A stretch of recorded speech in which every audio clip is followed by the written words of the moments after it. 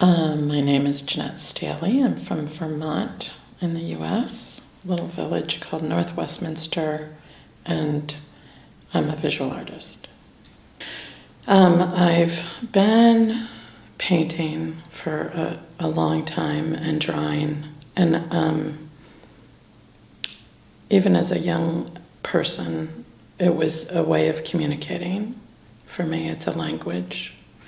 It's always been a language. I've always understood visual art as a language and a way of communicating. And I think that I've later come to understand that my attempt at communicating through images is a way of connecting with or creating community.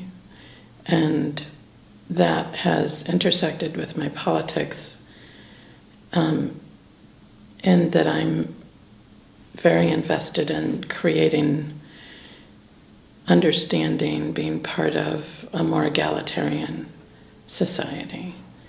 And so a lot of my work reflects research into old communities and other ways of being in community. And exploring what might be possible. Yes, very involved in politics.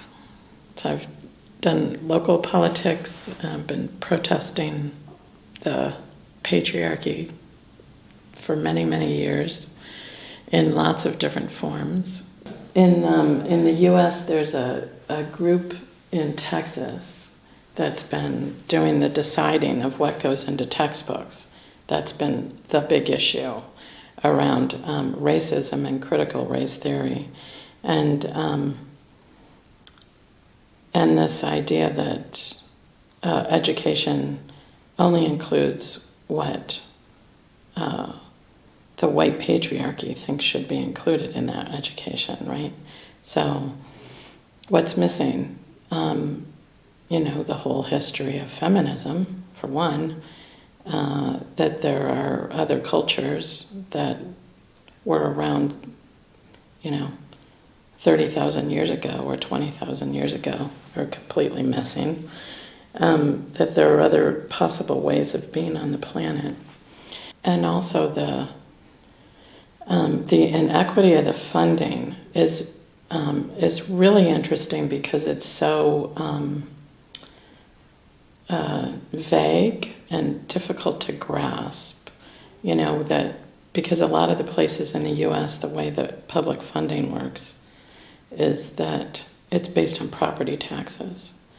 So even a public, quote unquote, elementary school or high school that's in a area that has a very high economic income has a much better school than somebody in rural Mississippi.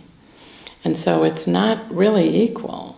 There's federal and state money. So when I was traveling around the US in a car, I was always looking for the local public radio stations to listen to. And, some states, they just don't have the funding for it. There were some states that I went through where they had no public radio at all. And so I was listening to public radio from other states. Whole states with no public radio station. There's a group of people who are actually looking at how things are funded and how much real money per student is being, as opposed to averages, which really aren't very helpful when you're in a tiny village in northern Vermont and